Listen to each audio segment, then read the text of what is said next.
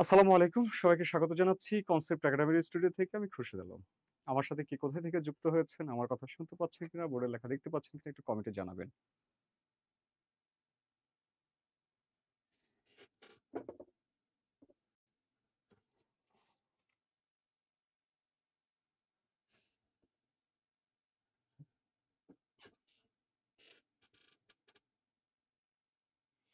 আমাকে শোনা যাচ্ছে কিনা একটু জানাবেন।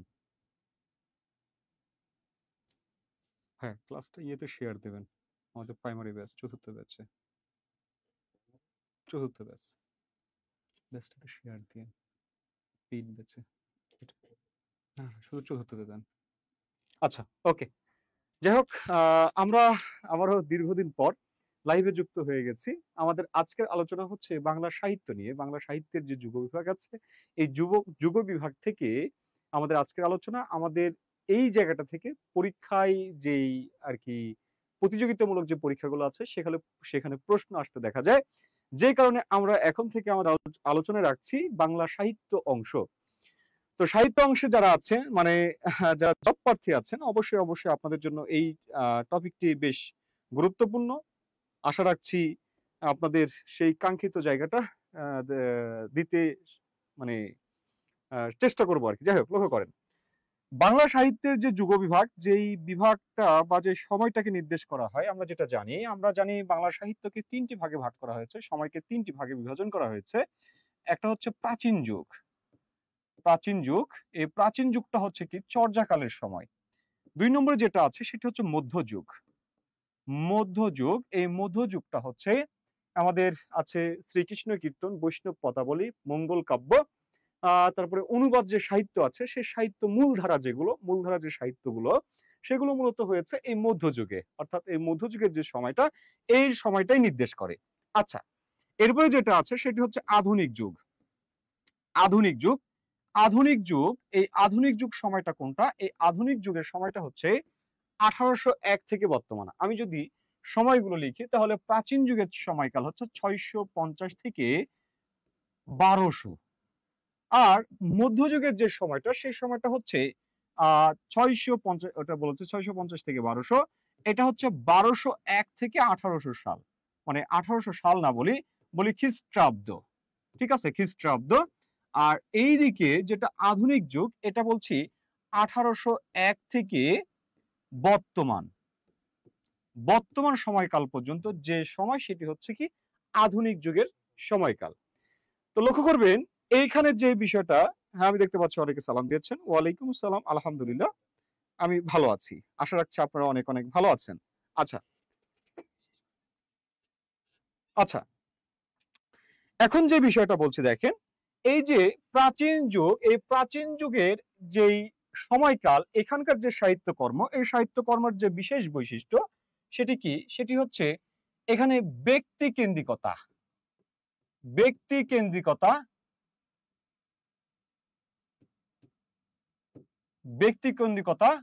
প্লাস ধর্ম নির্ভরতা। ঠিক আছে। আর এই জায়গায়, অর্থাৎ এই সাহিত্যে ব্যক্তি এবং ব্যক্তির পাশাপাশি ধর্ম দুইটাই উঠে এসেছে। আর এই মধ্যযুগের যে সাহিত্য নিদর্শন বা মধ্যযুগের যে সাহিত্য কর্মগুলো আছে, এগুলো সম্পূর্ণ হচ্ছে ধর্মকেন্দ্রিক। ঠিক আছে, ধর্মকেন্দ্রিক সাহিত্য। আর এই যে আধুনিক যুগ, এই আধুনিক যুগের বিশেষ বৈশিষ্ট্য হলো এখানে হচ্ছে ব্যক্তি প্রধান। অর্থাৎ এই জায়গাতে এসে ব্যক্তির মধ্যে ব্যক্তি চেতনা প্রবেশ করেছে। ব্যক্তি চেতনা, দেশ প্রেম, আধুনিকতা, সদাত্মবোধ বা ব্যক্তির যে হতাশা, নৈরাশ্য, যে নিয়তির একটি মানে কি বলা যায় যে অদৃশ্য কিছু যে ব্যক্তিকে গ্রাস করে, ব্যক্তির মধ্যে যে হতাশাটা আসে, হতাশায় জর্জরিত হয়। তো এই যে যে ব্যাপারগুলো আছে, এই ব্যাপারগুলোর বৈশিষ্ট্য হচ্ছে আধুনিক যুগের সাহিত্য নিদর্শনে। অর্থাৎ আধুনিক যুগটা আমি যদি বলি, এটা সম্পূর্ণ ব্যক্তি স্বতন্ত্রবোধ, দেশপ্রেম বা নারীর স্বাধীনতা, মুক্ত চিন্তা, এই সব কিছু এসে যুক্ত হয়েছে এই আধুনিক যুগের সাহিত্যে। কথা বুঝতে পেরেছেন? এখন কথা হলো, এই যে মূল যে তিনটা যুগ, প্রাচীন যুগ, মধ্যযুগ, আধুনিক যুগ, এই তিনটা যুগ বলছি, এই তিনটা যুগের বাহিরে আরো কয়েকটি উপযুগ আছে, বা এই উপযুগগুলো তো আছে, তারপরে আবার মধ্যযুগকে বিভিন্ন ক্যাটাগরিতে আবার বিভাজন করা হয়েছে আর কি। আধুনিক যুগকেও বিভাজন করা হয়েছে। তো যাই হোক, আপনাদেরকে আমার যে বিষয়টা বলার বা যে বিষয়টা আমি বলতে চাচ্ছি, সেটি হচ্ছে বর্তমানে বিশেষ করে চাকরি পরীক্ষাগুলোতে বাংলা কোশ্চেনগুলো বেশ কঠিন আসছে। অর্থাৎ বাংলা কোশ্চেনগুলো অন্যান্য ইংরেজি বলেন, সাধারণ জ্ঞান বলেন, বা অন্যান্য যে প্রশ্নগুলো আছে, যে বিষয়গুলো আছে, সেই বিষয়গুলো থেকে বাংলা প্রশ্নটা যেমন আসছে, মানে তার তুলনায়, অন্যান্য সাবজেক্টে যে প্রশ্নগুলো আসছে তার তুলনায় বাংলা প্রশ্নটা বেশ কঠিন হচ্ছে, বেশ অনেক কঠিন হচ্ছে। এখান থেকে আর গতানুগতিক কোনো প্রশ্ন আসছে না।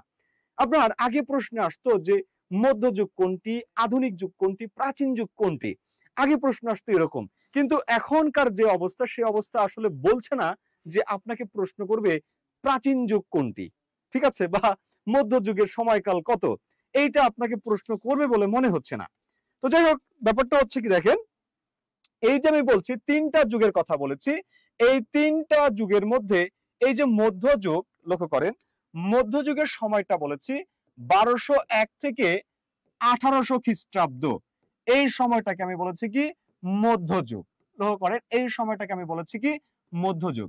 এই মধ্যযুগের মধ্যে আবার একটি উপযুগ আছে, যেটাকে হচ্ছে 1201 থেকে 1350, অর্থাৎ 150 বছর, 150 বছর।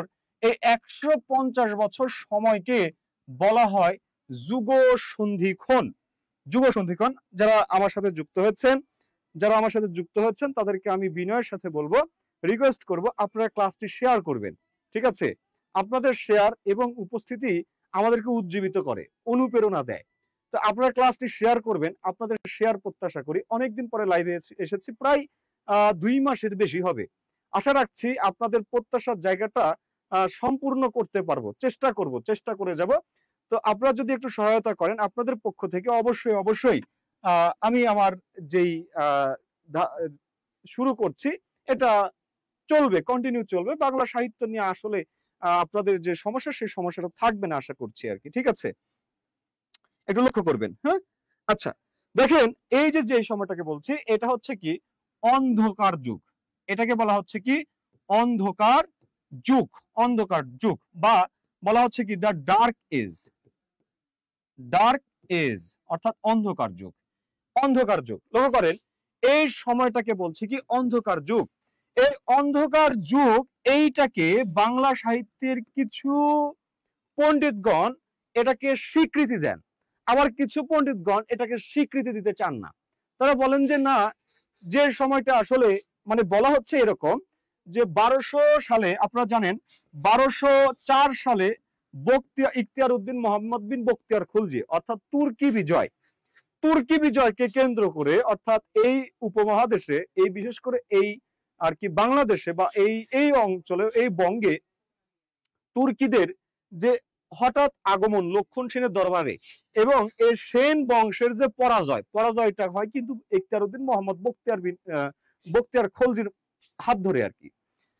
তো তখন এই 1200 সালে যখন এই আক্রমণটা হয়, বলা হয়, তারা মনে করেন, অনেক পণ্ডিত মনে করেন, সে সময় মুসলিমরা, তুর্কিরা ব্যাপক মন্দির মঠ ধ্বংস করেন।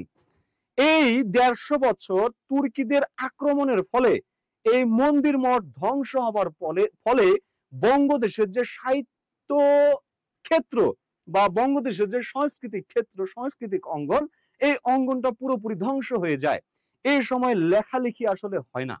তো এইটা বলে কিছু পণ্ডিতগণ, ঠিক আছে, এবং কিছু পণ্ডিতগণ এই তথ্যকে স্বীকার করেন না বা এই তথ্যকে মানতে চান না। বলে যখন দেশের একটা বৈরী আবহাওয়া তৈরি হয়, বৈরী সম্পর্ক তৈরি হয়, খারাপ একটা সিচুয়েশন তৈরি হয়, সেই সময়টায় লেখালেখি বেশি হয়। আরেকটি ব্যাপার হলো আরেকটি একটা মানে আরেকটি কথা প্রচলিত আছে, যেটা হচ্ছে বলা হয় যে যখন লক্ষণ সেন, যখন যেই রাজা যে শাসক ক্ষমতায় থাকেন তিনি পৃষ্ঠপোষকতা করেন, কারণ লেখালেখি করার জন্য সে সময় তুলট কাগজ ব্যবহার হতো এবং যেই কাগজ একমাত্র রাজদরবারেই পাওয়া যেত। তো এই যে রাজদরবারে পাওয়া যেত, তো এই জন্য নাকি আর কি সে সময় সেনদের পরাজয় ঘটলো, মুসলিমদের আগমন ঘটলো, মুসলিমরা আর কি আহ মুসলিম যে সাহিত্যিক আছে বা তাদেরকে পৃষ্ঠপোষকতা করছে, এই জন্য তারা এগিয়ে এই ইত্যাদি ইত্যাদি এগুলো বলছে। যাই হোক, সেটা ভিন্ন বিষয়। ব্যাপারটা হচ্ছে কি, সে সময় এক পক্ষ বলছেন তুর্কি আক্রমণের ফলে আর কি সাহিত্যের লেখালেখি হচ্ছে না, পণ্ডিত এই যারা লিখছেন বা যারা এই বিষয়ে এই সন্ন্যাসী ছিলেন, বৌদ্ধ ভিক্ষু ছিলেন, তারা যে নেপালে উঠেছেন, মানে এই অঞ্চলটা তাদের কাছে সেফ মনে হয়নি, এই জন্য বাংলা সাহিত্যের আদি নিদর্শন চর্যাপদ কোথায় পাওয়া যায়? নেপালে পাওয়া যায়, ঠিক আছে, এটা মনে করা হয়। তো ব্যাপার হলো এই ডার্ক এজের এই পক্ষে বেশ কয়েকজন সাহিত্যিক আর কি মতামত প্রদান করেন। তাদের মধ্যে উল্লেখযোগ্য হচ্ছে ডক্টর সুকুমার সেন, ডক্টর সুকুমার সেন, সুকুমার সেন তারপরে আছেন কি ডক্টর অসিত কুমার, অসিত কুমার, অসিত কুমার চট্টোপাধ্যায়, ডক্টর গোপাল হালদার, গোপাল হালদার, গোপাল হালদার, তারপরে ডক্টর কে সুনীতি কুমার চট্টোপাধ্যায়, সুনীতি কুমার চট্টোপাধ্যায়। এই ব্যক্তিগুলো আর কি এই অন্ধকার যুগের পক্ষে পক্ষে মতামত দেন যে তুর্কি আক্রমণের ফলে আর কি বাংলা সাহিত্যে এইরকম বিপর্যয় নেমে আসে ১৫০ বছর। এটা তাদের মানে তাদের পক্ষে মতামত আর কি, ঠিক আছে। ওকে,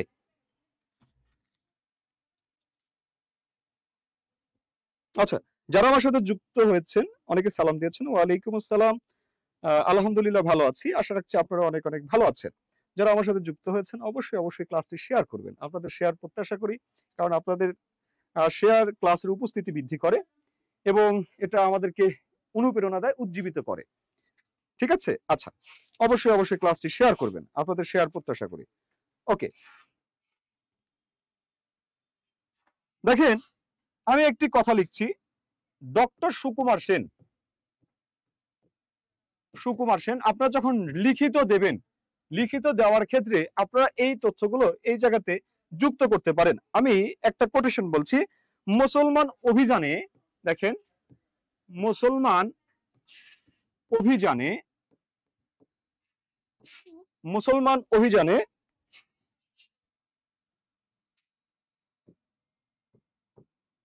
মুসলমান অভিযানে দেশের আক্রান্ত স্থানে, মুসলমান অভিযানে দেশের স্থানে না অংশে, অংশে দেশের আক্রান্ত অংশে বিপর্যয় শুরু হয়েছিল, এটা বলেছেন ডক্টর সুকুমার সেন। আর কি পুরোপুরি মুসলিম যেই শাসক আছে, মানে তুর্কি যে বিজয় আছে সেই বিজয়ের উপরে তিনি আর কি পুরোটা দোষ চাপিয়ে দিলেন, যে তুর্কি বিজয়ের ফলে আর কি মুসলমানদের অভিযানের কারণে দেশের আক্রান্ত অংশে বিপর্যয় নেমে এসেছিল। ডক্টর অসিত কুমার চট্টোপাধ্যায় বলেছেন, বলেছেন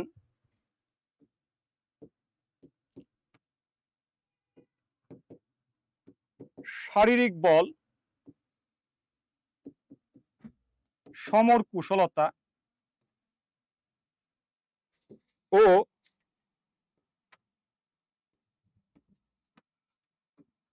বীভৎস হিংস্রতা দ্বারা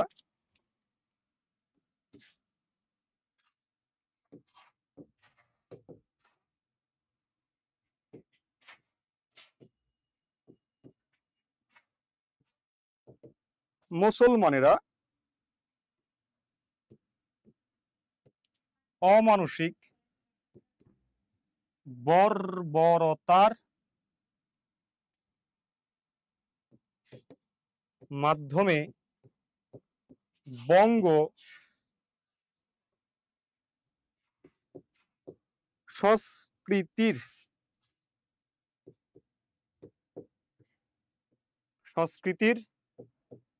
ক্ষেত্রে তামস যুগের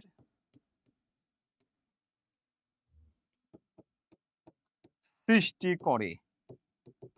দেখেন, আমি দুইজন ব্যক্তির কথা বললাম। একজন ব্যক্তি হচ্ছে, লক্ষ্য করেন, একজন ব্যক্তি হচ্ছে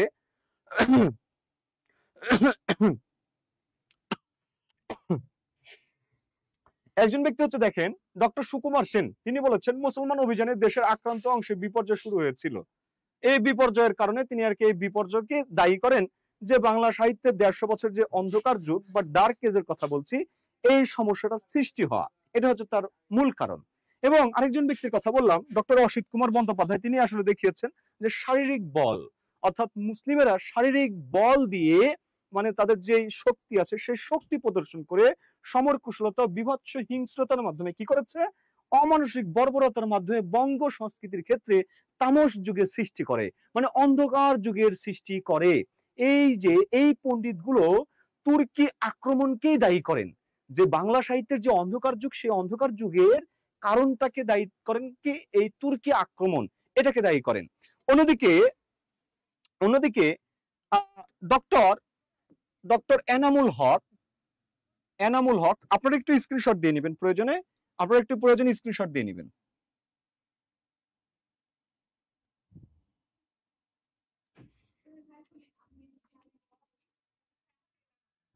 ওকে, দেখেন বলছি ডক্টর এনামুল হক, ডক্টর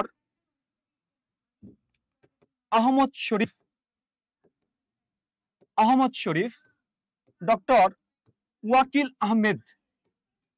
ওয়াকিল আহমেদ আর কি এই অন্ধকার যুগকে তারা স্বীকার করেন না। অন্ধকার যুগ বা আধার যুগকে তারা স্বীকার করেন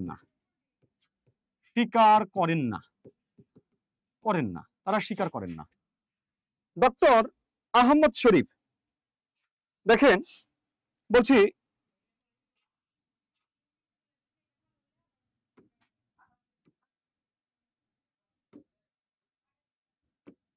ডক্টর আহমদ শরীফ, হ্যাঁ, ডক্টর আহমদ শরীফ বলেছেন যে বাংলা মানে এই বাংলা ভাষা 12, 13 ও 14 শতকে 12, 13 ও 14 শতকে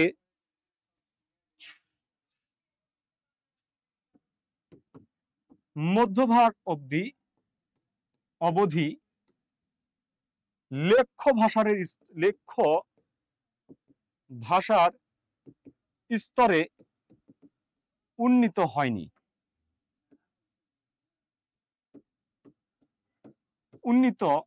হয়নি। অর্থাৎ তিনি আসলে বোঝাতে চাচ্ছেন যে এই 12, 13, 14 শতকে এই সময়ে বাংলা ভাষা লেখার ভাষায়, যেমন শ্রীকৃষ্ণ কীর্তনে, মঙ্গল কাব্যে, পদাবলিতে যেভাবে বাংলা ভাষার যেমন রূপ দেখা যায়, এই রূপে সে এখনো আসতে পারেনি। যে কারণে সে সময়ে বাংলা মানে সাহিত্যের নিদর্শন সেরকম দেখা যায়নি, মানে লেখার উপযুক্ত ছিল না। এবং তারা এই অন্ধকার যুগকে স্বীকার করেন না। এই অন্ধকার যুগ সম্পর্কে তারা ভিন্ন মত প্রদর্শন করেন। এবং এর হিসেবে মানে এর পক্ষে যুক্তি হিসেবে তারা দেখান যে প্রাকৃত পৈঙ্গল তো এই অন্ধকার যুগেই রচিত হয়েছে, এগুলো বাংলা ভাষার না, মানে এই সময়েই পাওয়া যায়, কিন্তু এগুলো বাংলা ভাষার না। এগুলো এই প্রাকৃত পৈঙ্গলটা হচ্ছে প্রাকৃত ভাষায় রচিত, মানে অন্য ভাষায়, ঠিক আছে, প্রাকৃত ভাষায়। আমরা তো জানি প্রাকৃতর পরে আসে হচ্ছে অপভ্রংশের পরে আসে বাংলা, মানে পর্যায়ক্রমে।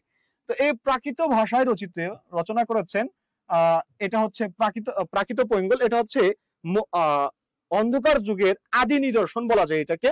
এটা রচনা করেছেন শ্রীহর্ষ। শ্রীহর্ষ এটা রচনা করেছেন। এটি একটি গীতি কবিতা, গীতি কবিতা আর কি। এইটা রচনা করেছেন শ্রীহর্ষ প্রাকৃত ভাষায়। তাহলে দেখা যাচ্ছে যে মধ্যযুগের যদি অন্ধকার যুগ, এই অন্ধকার যুগে যদি সাহিত্য নিদর্শন নাই লেখা হয় তাহলে এগুলো আসবে কই থেকে?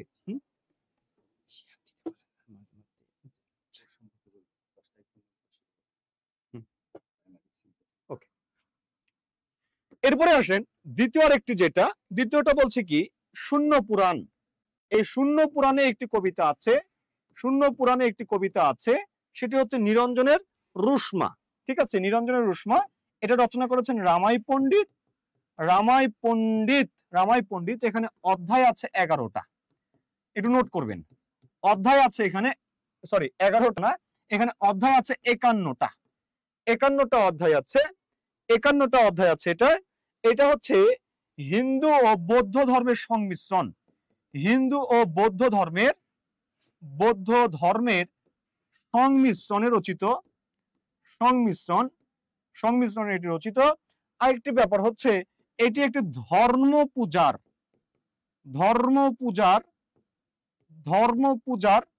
গ্রন্থ আর কি।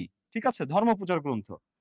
আরেকটি গ্রন্থ আছে এই সময়ে, সেটি হচ্ছে হলায়ুদ মিশ্রের শেখ শুভদয়া। শেখ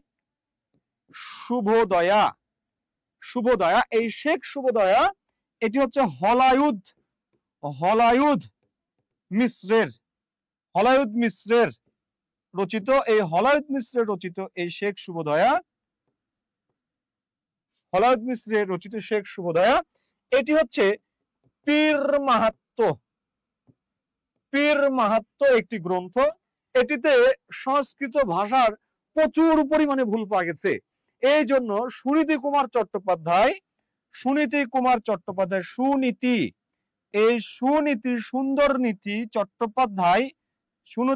চট্টোপাধ্যায় এটাকে বলেছেন কি, এটাকে বলেছেন দগ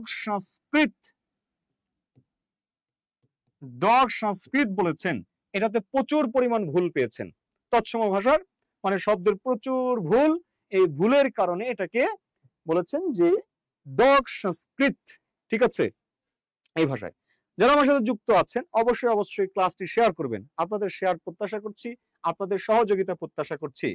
আমি চাচ্ছি আপনারা ক্লাসটি শেয়ার করবেন, অবশ্যই শেয়ার করবেন। এবং আরেকটা বিষয় আপনাদেরকে বলে রাখি, আমাদের প্রাইমারি ষষ্ঠ ব্যাচ, এই ষষ্ঠ ব্যাচে যারা আমাদের সাথে যুক্ত হতে চান, এখানে আমাদের ক্লাস শুরু হবে 10 নভেম্বর থেকে। 10 নভেম্বর থেকে আমাদের নিয়মিত ক্লাস, যেটা জুম এবং ফেসবুক লাইভ ক্লাস, এই ক্লাসে আমাদের 10 নভেম্বর থেকে শুরু হবে ষষ্ঠ ব্যাচ। এই ষষ্ঠ ব্যাচে যারা যুক্ত হতে চান তারা অবশ্যই যুক্ত পারবেন। কোর্স ফি অনলি 850 টাকা। বা এটা সংক্রান্ত যদি জানতে চান, আমাদের এই লাইভ ক্লাসের ডেসক্রিপশন বক্সে দেওয়া আছে। পাশাপাশি আমাদের এই হেল্পলাইন হোয়াটসঅ্যাপ নম্বরে অথবা এই পেজের ইনবক্সে নক করলে যাবতীয় তথ্য পেয়ে যাবেন। আর এই ব্যাচে ভর্তি হলে সাথে সাথে থাকছে আমাদের একটি প্রাইমারি সাজেশন বুক ফ্রি। ঠিক আছে, আপনারা যারা যুক্ত হতে চান অবশ্যই আমাদের সাথে যোগাযোগ করবেন আমাদের হোয়াটসঅ্যাপ নম্বর অথবা ফেসবুক পেজের ইনবক্সে। আশা করছি আপনারা আপনাদের কাঙ্ক্ষিত যে চাওয়া, সেই চাওয়াটা পূর্ণ হবে। ঠিক আছে, আচ্ছা ওকে। এরপরে আসেন, লক্ষ্য করেন যেটা বলছি, এটা বলেছি, দেখেন আপনাদেরকে বলেছি যে 3টা প্রধান যুগ। এই 3টা প্রধান যুগের মধ্যে 2টা উপযুগ আছে। একটা হচ্ছে 1201 থেকে 1350, 150 বছর, এটাকে অন্ধকার যুগ বলছি। আরেকটা সময় আছে, এই সময়টা একটু দেখবেন। এই সময়টা কোনটা? এই যে বলছি আধুনিক যুগ, 1801 থেকে বর্তমান। এই 1801 বা 1800 সালের পূর্বে একটা ঘটনা ঘটে। মধ্যযুগের একজন শক্তিশালী কবি আছেন যার নাম ভারতচন্দ্র রায়গুণকার। এই ভারতচন্দ্র রায়গুণকর 1760 সালে তিনি মারা যান। তার মারা যাওয়ার মধ্য দিয়ে মধ্যযুগের যে প্রধান যে সাহিত্যিক বা প্রধান যে সাহিত্য, এই সাহিত্যের এই জায়গাটা, সাহিত্যটা এই জায়গাতেই থেমে যায়। এরপরে যে সাহিত্যগুলো আসে সেগুলো প্রায় কবিয়াল টাইপের, শায়ের টাইপের, যেগুলোতে আসলে কবিতার চাইতে কবিতা বেশি ছিল। মানে সেখানে একজন কবি গান গেয়ে গেয়ে আরেকজন কবিকে আক্রমণ করে, গালি দিয়ে দিয়ে আক্রমণ করে, সে আবার তার প্রেক্ষাপটে নতুন করে গালি রচনা করে। এই যে এই ধরনের নিম্নমানের সাহিত্য যে রচনা হয়েছিল সেটা হচ্ছে এই সময়ের পরে, এবং এই সময় কোনো উল্লেখযোগ্য সাহিত্যিকের আর জন্ম হয়নি। এই জন্য বাংলা সাহিত্য 1760 থেকে 1860 এই 100 বছরে একটা খরা দেখা যায়। অর্থাৎ এই সময়ে কোনো উল্লেখযোগ্য সাহিত্যিকের জন্ম হয়নি। উল্লেখযোগ্য সাহিত্যিকের একজনের জন্ম হয় মাইকেল মধুসূদন দত্ত, যে 1861 সালে একটা সাহিত্য আমাদের সামনে মানে দেয়, আমাদেরকে প্রদান করে। সেটি হচ্ছে কি মেঘনাদ বধ কাব্য, তার শর্মিষ্ঠা নাটক, তার পদ্মাবতী নাটক, এগুলোর মধ্যে দিয়ে একজন শক্তিশালী সাহিত্যিকের আবির্ভাব ঘটে। তো দেখা যায় এই যে এই সময়কাল, এই সময়ের মধ্য দিয়ে লক্ষ্য করবেন, আমি যেটা বলছি, এই সময়ের মধ্য দিয়ে আপনারা যারা আমার সাথে যুক্ত হচ্ছেন ক্লাসটি অবশ্যই অবশ্যই শেয়ার করবেন, ঠিক আছে? আচ্ছা, এই যে দেখেন এই সময়টাকে বলা হচ্ছে এই 1760 থেকে 1860 খ্রিস্টাব্দ, এই সময়টাকে বলা হচ্ছে যুগ সন্ধিক্ষণ। আচ্ছা, ওকে, এক মিনিট।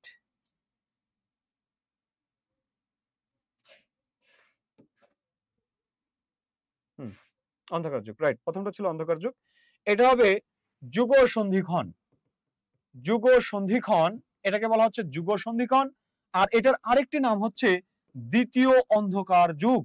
দ্বিতীয় অন্ধকার যুগ, লক্ষ্য করেন, এটাকে দ্বিতীয় অন্ধকার যুগ বলা হচ্ছে। প্রথম অন্ধকার যুগ ছিল কত, 1201 থেকে 1350 সাল, আর এটা হচ্ছে দ্বিতীয় অন্ধকার যুগ। এরপরে দেখেন এই দ্বিতীয় অন্ধকার যুগ বা এর সময়ে আমরা একজন কবি পাই, যেই কবির নাম হলো গুপ্ত কবি, ঈশ্বরগুপ্ত। ঈশ্বরগুপ্ত অর্থাৎ ঈশ্বরচন্দ্র গুপ্ত। এই গুপ্ত কবিকে আমরা ঈশ্বরচন্দ্র গুপ্ত, এই গুপ্ত কবিকে একে গুপ্ত কবি বলা হয়, একে বার্তাজীবীদের কবি বলা হয়, ঠিক আছে? বার্তাজীবী মানে ইনি সাংবাদিক ছিলেন, ঠিক আছে? সাংবাদিকতা করে তিনি অর্থ উপার্জন করতেন, জীবিকা নির্বাহ করতেন, এই জন্য তাকে বার্তাজীবীদের কবিও বলা হয়। তো দেখেন এই ঈশ্বরচন্দ্র গুপ্ত বা গুপ্ত কবি এই সময়ের একজন বিখ্যাত কবি ছিলেন, এবং তিনি কবিয়াল সাহেবদের যে কবিরাজ ছিল, এই কবিদের জীবনী তিনি উদ্ধার করেছিলেন আর কি, দিয়ে তিনি একটি গ্রন্থ সম্পাদনা করেছিলেন। যাই হোক, এই ঈশ্বরচন্দ্র গুপ্তকে বলা হয় যুগ সন্ধিক্ষণের কবি। এই ব্যক্তি না অন্ধকার যুগ না আধুনিক যুগ কোনোটাকে আঁকড়ে ধরতে পারেননি। তিনি কখনো অন্ধকার যুগকে মানে সরি কখনো মধ্যযুগকে, তিনি মধ্যযুগকে কখনো আঁকড়ে ধরেছেন, কখনো আধুনিক যুগকে আঁকড়ে ধরেছেন। তিনি ছিলেন স্থল বুদ্ধি সম্পন্ন, মানে যেটাতে আর কি সাধারণ মানে সূক্ষ্ম বুদ্ধির কবি ছিলেন না, সূক্ষ্ম কবি ছিলেন না, তিনি স্থূল, মানে এটা কি বলবো, তিনি খাবার প্রেমী কবি ছিলেন। তার এই যে তার কবিতার ধরনগুলো এরকম ছিল, পাঠাকে নিয়ে তার কবিতা লিখা, এন্ডোয়ালা তপসমাসকে নিয়ে তার কবিতা লিখা, মানে যেটা তিনি দেখতেন, আনারসকে নিয়ে তার কবিতা লিখা, মানে যেইটাতে তিনি সহজে আর কি যেটা তিনি খেয়ে ভোগ করে তৃপ্তি পেতেন সেটা নিয়ে তিনি আর কি হুট করে কবিতা লিখে ফেলতেন। তো তার যে কবিতা, এই কবিতার গভীরতা ছিল না, মানে গভীরতা একেবারে মানে স্থূল কবিতা আর কি। এই জন্য আরেকটা ব্যাপার হচ্ছে, তিনি মধ্যযুগকেও আঁকড়ে ধরেছেন, আধুনিক যুগকেও। তিনি নারী শিক্ষার প্রতি আর কি তিনি কি ছিলেন, বিরূপ মন্তব্য ছিল তার। নারী বাল্য বিবাহ, এই বাল্য বিবাহ সম্পর্কে তার বিরূপ মনোভাব ছিল।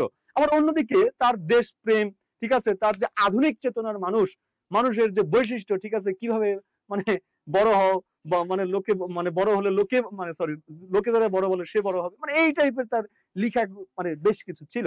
তো এই দিক থেকে তিনি আধুনিক চেতনার মানুষ, আবার ওইদিকে তিনি বিধবা বিবাহ, তারপরে হচ্ছে কি নারী শিক্ষা, এগুলো তিনি আবার বিরোধী ছিলেন। তো এইসব নানাবিধ কারণে একদিকে তাকে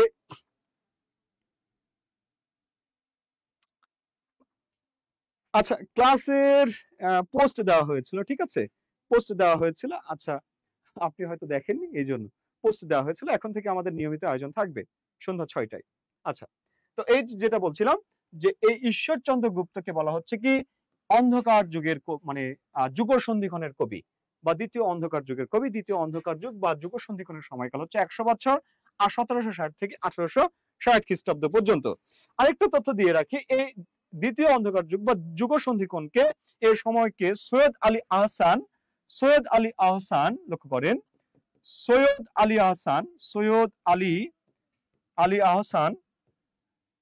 আহসান এটাকে বলেছেন প্রায় শূন্যতার যুগ, প্রায় শূন্যতার যুগ বলেছেন, প্রায় শূন্যতার যুগ বলেছেন, এই সময়টাকে প্রায় শূন্যতার যুগ বলেছেন। ঠিক আছে, তাহলে এখান থেকে আমরা বেশ কিছু তথ্য পেয়েছি, যে তথ্যগুলো গুরুত্বপূর্ণ। এবার আসবেন আরেকটু কিছু বিষয় আমাদেরকে জানতে হবে। এই বিষয়গুলো কি লক্ষ্য করেন, আমি আপনাদেরকে একটা বিষয় একটু সামারি দেই, এতক্ষণ আমি যা বললাম একটু সামারি একটু আলোচনা করি। দেখেন, প্রথমে বলেছি আপনাদেরকে প্রাচীন যুগ, এই প্রাচীন যুগকে আপনাকে বলেছি 650 থেকে 1200 সাল, লক্ষ্য করেন 1200 খ্রিস্টাব্দ। এরপরে আসেন বলেছি কি মধ্যযুগ, মধ্যযুগে এসে বলেছে কি 1201 থেকে 1800 খ্রিস্টাব্দ। এবং এই জায়গাতে একটা নোট করেছিলাম, সেটা হচ্ছে অন্ধকার যুগ, এটাকে একটা আমরা উপযুগ ধরতে পারি। এটা হচ্ছে 1201 থেকে 1350, অর্থাৎ 150 বছর এর সময়কাল। ওকে, এরপরে দেখেন 3 নম্বরে যেটা বলেছে কি আধুনিক যুগ। এই আধুনিক যুগে এসে বলেছে কি আধুনিক যুগ হচ্ছে 1801 থেকে বর্তমান। এবং আরেকটা মজার ব্যাপার হলো, এখানে আরেকটা কথা বলেছি যে যুগ সন্ধিক্ষণ, এই যুগ সন্ধিক্ষণ সময়টাকে কখন বলেছি 1760 থেকে 1860। কোন বিখ্যাত ব্যক্তির মৃত্যুর মধ্য দিয়ে যুগ সন্ধিক্ষণের সূচনা হয় সেটা বলেছি ভারতচন্দ্র রায় গুণাকর, মঙ্গল কাব্যের শেষ কবি ভারতচন্দ্র রায় গুণাকরের মৃত্যুর মধ্য দিয়ে এই দ্বিতীয় অন্ধকার যুগের সূচনা ঘটে। এখন আসেন, এখানে আরেকটু যেহেতু কোশ্চিন একটু ডিপলি হচ্ছে, কোশ্চিন একটু কঠিন হচ্ছে, এই জন্য আপনাকে আরো কিছু তথ্য জানতে হবে। এই মধ্যযুগের যে সময়টা, এই সময়টাকে পুরো সময়টাকে আবার বিভিন্নভাবে বিভাজন করা হয়েছে। কেমন দেখেন, লক্ষ্য করেন, এই মধ্যযুগে একজন ব্যক্তির আবির্ভাব ঘটে, সেই ব্যক্তির নাম হচ্ছে শ্রী চৈতন্যদেব। এই চৈতন্যদেব বাংলা সাহিত্যে একটি চরণও লিখেননি, কিন্তু বাংলা সাহিত্যে তিনি বেশ সুপরিচিত হয়ে আছেন। কিভাবে? তিনি একটা যুগের সূচনা করেছেন, যেটা হচ্ছে চৈতন্য যুগ। এখন ব্যাপার হয়েছে কি, লক্ষ্য করবেন যে এই চৈতন্য ব্যাপারটা কি, চৈতন্য কেন গুরুত্বপূর্ণ, বা মধ্যযুগে তার মানে কি প্রভাব, মানে কেন তাকে আমরা গুরুত্ব দিচ্ছি। দেখেন 1204 সালে যখন মুসলিমদের আগমন ঘটে, মুসলিম ধর্মের প্রতি আকৃষ্ট হয়ে নিম্ন বর্গের যে হিন্দুগুলো ছিল, যাদেরকে আর কি স্পর্শ করা যেত না, যারা অত্যাচারিত ছিল, নিপীড়িত ছিল, সে হিন্দু ধর্মের সেই অনুসারীরা মুসলমান ধর্মে দীক্ষা নিতে শুরু করলো, মুসলিম ধর্মে ইসলাম ধর্মের প্রবেশ ঘটতে শুরু করলো। ঠিক সেই সময় এই শ্রী চৈতন্যদেব তিনি একটা ধর্মের বা হিন্দু ধর্মেরই একটা মানে দর্শন নিয়ে আসলেন সামনে। দর্শনটা কেমন? দর্শনটা হচ্ছে এরকম যে সৃষ্টি মানে মানুষ হচ্ছে ভগবানের অংশ, মানুষ ভগবানের একটি পার্ট, মানুষই ভগবান, মানুষ নারায়ণের অংশ, মানুষ আলাদা কিছু না। হিন্দু ধর্মে যে জাতপাতের কথা বলা হচ্ছে, এগুলো আসলে কিছু না। এই জাতপাত থেকে বেরিয়ে আসতে হবে। এবং তিনি দেখাতে চাইলেন রাধা আর কৃষ্ণের মধ্যে, রাধা আর কৃষ্ণ এই দুইটার মধ্যে কৃষ্ণ হচ্ছে স্রষ্টা আর রাধা হচ্ছে সৃষ্টি। এই সৃষ্টির বৈশিষ্ট্য হচ্ছে স্রষ্টার সাথে মিলিত হওয়া, আর স্রষ্টাও কি সৃষ্টির প্রতি আকৃষ্ট হন। ঠিক আছে, এই যে দেখেন স্রষ্টা এবং সৃষ্টি। আবার তিনি বলছেন কি এই রাধা আর কেউ না, এই রাধা হচ্ছে এই কৃষ্ণেরই একটি অংশ, কৃষ্ণেরই একটি পার্ট। এইভাবে তিনি একটা ধর্মমত নিয়ে আসলেন, যেটা হচ্ছে বৈষ্ণব ধর্ম। এই বৈষ্ণব ধর্ম দিয়ে তিনি আসলে কিছু মানুষকে সেদিকে টানলেন, সেদিকে নিয়ে গেলেন।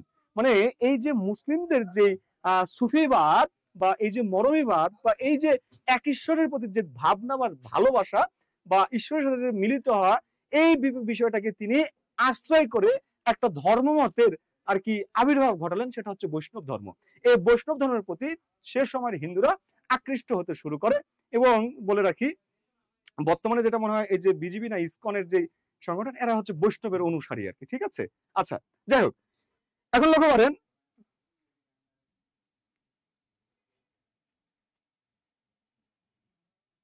লক্ষ্য করেন যে বিষয়টা বলছি, যে এই জন্য চৈতন্যদেব এই বাংলা সাহিত্যে বেশ গুরুত্বপূর্ণ। এই চৈতন্যদেবের মধ্যযুগে এই চৈতন্যযুগকে কেন্দ্র করে মধ্যযুগকে 3টে ভাগে বিভাজন করা হয়েছে। একটা হচ্ছে প্রাক চৈতন্য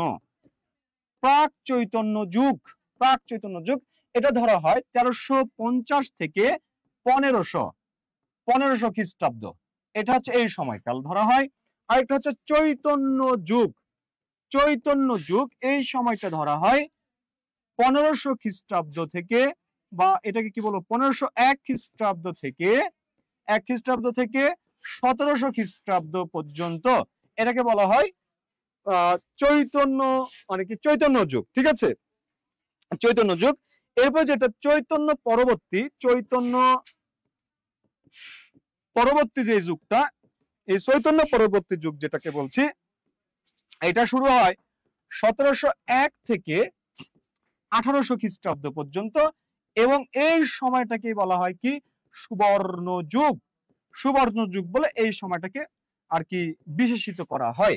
অর্থাৎ এই চৈতন্য পরবর্তী যুগটাই হচ্ছে কি মধ্যযুগের সুবর্ণ যুগ। ঠিক আছে, মধ্যযুগের সুবর্ণ যুগ ধরা হয় এই চৈতন্য পরবর্তী সময়কে।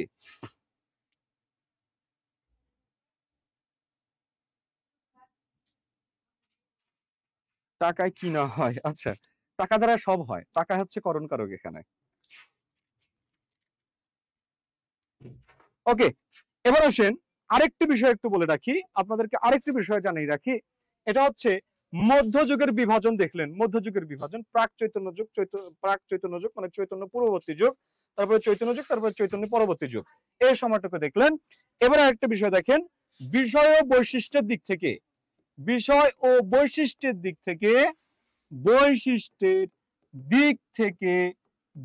থেকে আধুনিক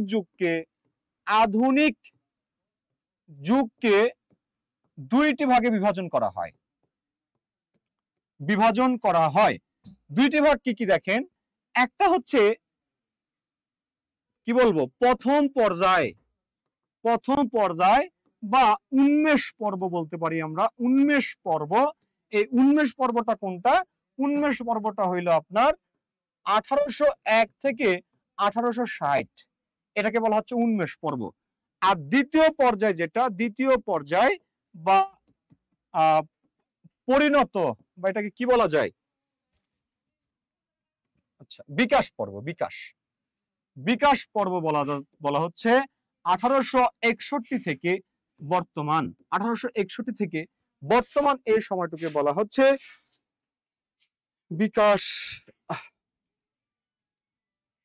বিকাশ পর্ব। ঠিক আছে, বুঝতে পেরেছেন?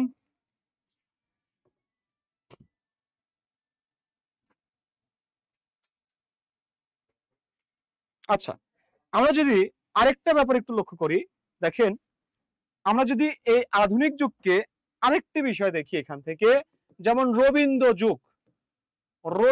যুগ আপনার আসতে পারে। রবীন্দ্র যুগ কত থেকে কত? রবীন্দ্র যুগ হচ্ছে 1900 থেকে 1930 খ্রিস্টাব্দ, এটা হচ্ছে রবীন্দ্র যুগ। আরেকটা হচ্ছে রবীন্দ্র যুগ কত থেকে কত? এটা হচ্ছে 1930 থেকে 1947। ঠিক আছে, 1930 থেকে 1947। তারপরে যদি আমি বলি, তারপরে 47-এর পরে কি ঘটনা ঘটলো? বাংলাদেশের পর্ব শুরু হলো, বাংলাদেশ পর্ব। আমাদের বাংলা সাহিত্যে বাংলাদেশ পর্ব শুরু হয় কত থেকে? 1947 থেকে বর্তমান, এটা হচ্ছে আমাদের বাংলাদেশের সময়কাল। ঠিক আছে, এবার আসেন একটা ব্যাপার হলো, প্রশ্ন যেহেতু একটু ডিপলি করছে, প্রশ্ন যেহেতু মানে একটু ভিন্নতা নিয়ে এসেছে, সুতরাং আমাদের প্রিপারেশনে একটু ভিন্নতা থাকা চাই। ঠিক আছে, ভিন্নতা থাকতে হবে। ওকে, এবার লক্ষ্য করেন এই জায়গাতে দেখেন, আপনাদেরকে আমি প্রথমে বলেছি বাংলা সাহিত্যের প্রাচীন যুগ 650 থেকে 1200 সাল, এই কথাটা বলেছি। এটা কিসের ভিত্তিতে? এইটা মূলত একটা জায়গার ভিত্তি হিসেবে নেওয়া হচ্ছে, সেটা প্রাচীন সাহিত্য, মানে প্রাচীন যুগের যে বাংলা সাহিত্যের আদি নিদর্শন, যেটা প্রাচীন যুগের রচিত হিসেবে আমরা ধরে নিচ্ছি, সেটি হচ্ছে চর্যাপদ। এই চর্যাপদের রচনাকালকে ঘিরেই মূলত বলা হচ্ছে কি এটা প্রাচীন যুগ, এই সময়টা প্রাচীন যুগের। এবং এই রচনা কালটা নিয়ে বিভিন্ন ব্যক্তির বিভিন্ন মত আছে। এই বিভিন্ন ব্যক্তির অর্থাৎ এই প্রাচীন যুগের যে সময়কাল, এই সময়কালটাকে নিয়েই সবার মত পার্থক্য। তাছাড়া মধ্যযুগ আধুনিক যুগ নিয়ে কারো মত পার্থক্য সেরকম নেই। এই জন্য আপনাকে জানতে হবে যে প্রাচীন যুগের যে সময়কাল, সেই সময়কাল কে কত বলেছেন।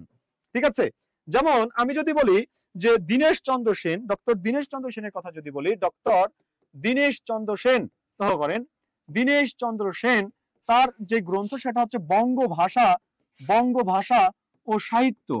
বাংলা সাহিত্যের প্রথম গ্রন্থ বলা হচ্ছে বঙ্গভাষা ও সাহিত্য। এই গ্রন্থ তিনি বলেছেন যে প্রাচীন যুগ যে সময়টা, সে প্রাচীন যুগের সময়টাকে তিনি বেঁধে দিয়েছেন 800 থেকে 1200, অর্থাৎ নবম শতক। ঠিক আছে, নবম শতক, এটাকে আমরা বলবো কি নবম শতক বলবো। ওকে, এটা হচ্ছে ডক্টর দীনেশ চন্দ্র সেনের মতামত আর কি। এরপরে যদি বলি ডক্টর সুনীতি কুমার চট্টোপাধ্যায়, ডক্টর সুনীতি কুমার চট্টোপাধ্যায়ের মতে যেটা, তার ওডিবিএল গ্রন্থে, যা origin and development of Bengal language যে গ্রন্থটা আছে, বাংলা ভাষার উদ্ভব ও বিকাশ সম্পর্কিত, সেই গ্রন্থে তিনি বলেছেন যে প্রাচীন যুগ বা মুসলমান পূর্ব যুগ, ঠিক আছে, মুসলমান পূর্ব যুগ, এটা কত, এটা বলেছেন 950 থেকে 1200, অর্থাৎ এই সময়টারে আমি বলতে পারি কি কত শতক থেকে শুরু, এটা হচ্ছে দশম শতক থেকে, এই দশম শতক থেকে এটা শুরু। এরপরে যদি আমি আরেকজন ব্যক্তির কথা বলি, তিনি হচ্ছেন কে, ডক্টর মোহাম্মদ শহীদুল্লাহ।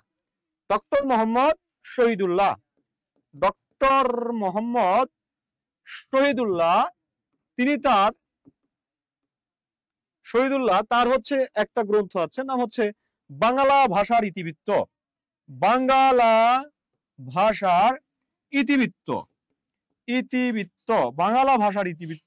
এই গ্রন্থে তিনি বলেছেন যে বাংলা ভাষার সময়কাল হচ্ছে 650 থেকে 1200, অর্থাৎ এটা হচ্ছে সপ্তম শতক। তাহলে দেখেন এখানে বিভিন্ন ব্যক্তির বিভিন্ন মতামত আপনাকে জিজ্ঞাসা করতেই পারে। এটা দেখেন, এই যে প্রাচীন যুগ যেটাকে বলছি, এই যুগটাকে এই দীনেশ চন্দ্র সেন বলেছে কি জানেন, এটাকে দীনেশ চন্দ্র সেন বলেছেন যে হিন্দু বৌদ্ধ যুগ। আর এই হিন্দু বৌদ্ধ যুগের যে সাহিত্যিক নিদর্শন, সেটা হচ্ছে কি চর্যাপদ হচ্ছে হিন্দু বৌদ্ধ যুগের সাহিত্যিক নিদর্শন।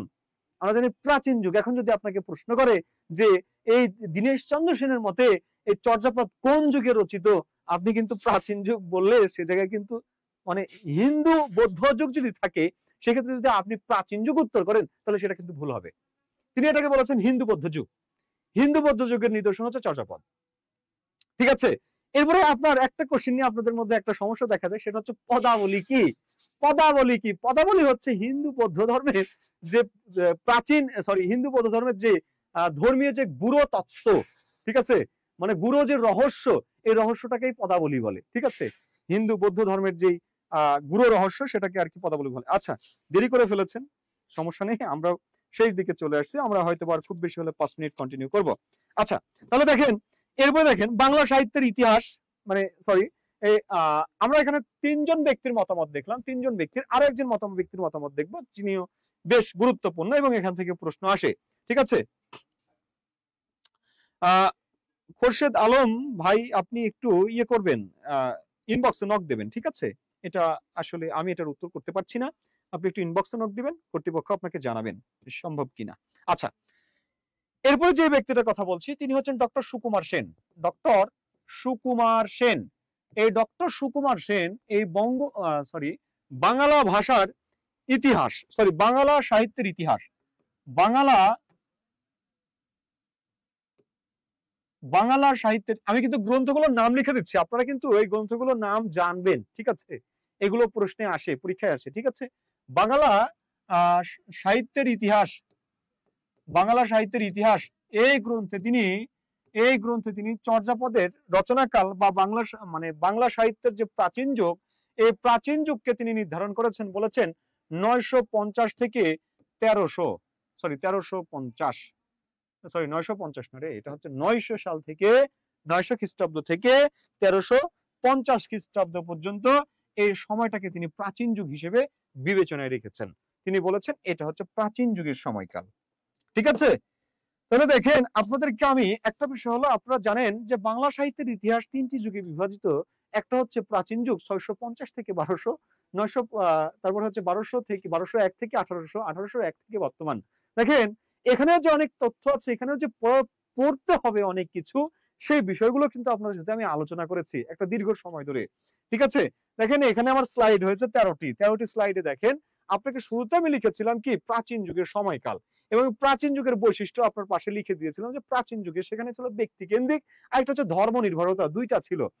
আর মধ্যযুগে এসে সেটা হয়েছে কি ব্যক্তি কেন্দ্রিকতা, অর্থাৎ এই জায়গাতে ব্যক্তি প্রধান, ব্যক্তি ছাড়া আর কি সরি ধর্ম প্রধান, এই ধর্ম ছাড়া আর কিছু নাই। আপনি শ্রীকৃষ্ণ কীর্তন দেখেন সেখানে ধর্মীয় চরিত্র আসছে, শ্রীকৃষ্ণ কীর্তনে ধর্মীয় চরিত্র আসছে, যদিও ধর্মীয় ব্যাপার স্যাপার সেখানে নেই, তবুও সেখানে ধর্মীয় চরিত্রকে জোর করে টেনে নিয়ে আসা হয়েছে। আপনি মঙ্গল কাব্যে যান সেখানে সব ধর্ম কেন্দ্রিক। আপনি দেখেন ওই যে অনুবাদ সাহিত্যে যান সেখানে ধর্ম, মহাভারত, রামায়ণ, তারপরে যে গ্রন্থগুলো লেখা হয়েছে রোমান্টিক প্রণয় উপাখ্যান, সেখানে একটা ধর্মের ছাপ আছে। অর্থাৎ ধর্ম কেন্দ্রিক রচনা হচ্ছে মধ্যযুগ। আর প্রাচীন যুগে, আধুনিক যুগে কি বলেছে, ব্যক্তি প্রধান, ব্যক্তির যে মানে স্বাতন্ত্র্যবোধ, ব্যক্তির হতাশা, নৈরাশ্য, ঠিক আছে, তারপরে নারীর স্বাধীনতা, মুক্ত চিন্তা, এই ব্যাপারগুলো আধুনিক যুগের যে বৈশিষ্ট্য সেই বৈশিষ্ট্যের মধ্যে পড়ে। এবার দেখেন এই মধ্যযুগ নিয়ে, মধ্যযুগের একটা উপযুগ, সেটা নিয়ে ডার্ক এজ বলছি, এটা নিয়ে দুইজন ব্যক্তি কি মতামত দিয়েছে সেটা লিখেছি, তারপরে ডক্টর আহমদ শরীফ কি বলেছেন সেটা লিখেছি, তারপরে মধ্যযুগের যে সাহিত্যিক নিদর্শন সেটা লিখেছি, তারপরে দেখেন দ্বিতীয় অন্ধকার যুগ বা যুগসন্ধিকরণ নিয়ে আলোচনা করেছি। এরপরে দেখেন প্রাচীন যুগ যে শুধু 650 মানে সরি প্রাচীন মধ্যযুগের যে বিভাজন সেই বিভাজনটা দেখিয়েছি, আধুনিক যুগের বিভাজনটা দেখিয়েছি, আধুনিক যুগের আরেকটা বিভাজন দেখিয়েছি, তারপরে প্রাচীন যুগ নিয়ে যে বক্তব্য সেই বক্তব্যগুলো দেখিয়েছি। এখন ব্যাপার হলো সময় আমাদের হাতে খুবই কম, আমাদের পেইড ব্যাচের ক্লাস শুরু হয়ে যাবে এই মুহূর্তে 7টার সময়, যে কারণে একটু প্রসেসিং এর সময় লাগে। এজন্য আমাকে বলা হয়েছে যে 10 মিনিট আগে যেন আমি শেষ করি।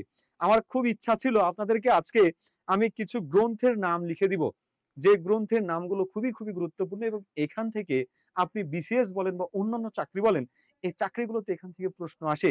বাংলা সাহিত্যের গ্রন্থ যেমন বঙ্গভাষা ও সাহিত্য কার রচিত, ডক্টর দীনেশ চন্দ্র সেন রচিত, তারপরে বাঙালির ইতিহাস কার রচিত, নিহারঞ্জন রায় রচিত, তারপরে বাংলা সাহিত্যের ইতিবৃত্ত কার রচিত, এটা হচ্ছে ডক্টর শহীদুল্লাহ রচিত, তারপরে বুদ্ধিস্ট মিস্টিক সং কার রচিত, ডক্টর শহীদুল্লাহ রচিত, ভাষা প্রকাশ বাংলা ব্যাকরণ সুনীতি কুমারের রচনা, তারপর ভাষার ইতিবৃত্ত সুকুমার সেনের রচনা, ঠিক আছে, এরকম বেশ কিছু বই আছে, ওয়াকিল আহমেদের বই আছে বাংলা সাহিত্যের পুরাবৃত্তি, ঠিক আছে, এইরকম প্রশ্ন মানে এই গ্রন্থের নামগুলো আপনি দেখবেন যে বিগত যে পরীক্ষাগুলো আছে এই পরীক্ষাগুলোতে আসে, আপনারা এটা বই থেকে পড়ে নেবেন, ঠিক আছে। আমার ইচ্ছা থাকলেও আসলে কিছু করার নেই, আমি আসলে পারছি না, নয়তো আমি লিখে দিতাম, আমার ইচ্ছে ছিল, ঠিক আছে। তারপরে বাংলা ভাষা ও বাংলা সাহিত্যের মানে বাংলা সাহিত্য বিষয়ক প্রস্তাব, রামগতি ন্যায় রত্ন, ঠিক আছে, এরকম মানে বেশ কিছু গ্রন্থ আছে, এই গ্রন্থগুলো আপনারা পড়বেন। তারপরে আরেকটি গ্রন্থ আছে ধ্বনি বিজ্ঞান ও বাংলা ধ্বনিতত্ত্ব, এটা হচ্ছে ডক্টর মোহাম্মদ আব্দুল হাই রচিত একটি গ্রন্থ। এই গ্রন্থটির নাম মানে এই গ্রন্থটি কার, এটা অনেকবার প্রশ্ন এসেছে, সুতরাং এটা খুবই খুবই গুরুত্বপূর্ণ, ঠিক আছে, আপনারা এটা দেখবেন।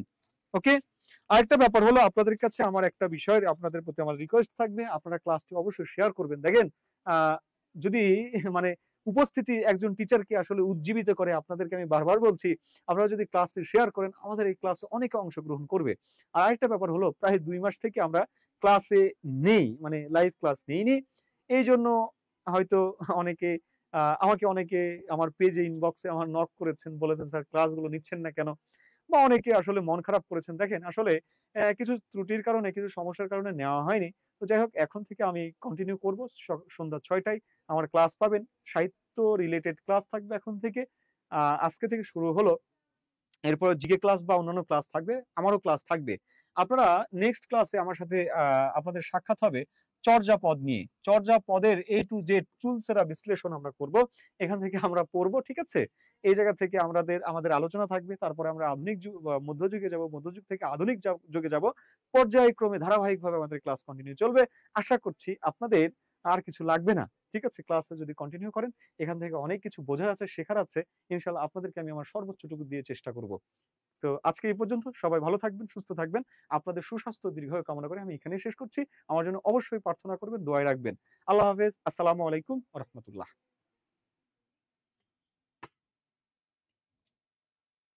ভাইয়া ক্লোজ করেন।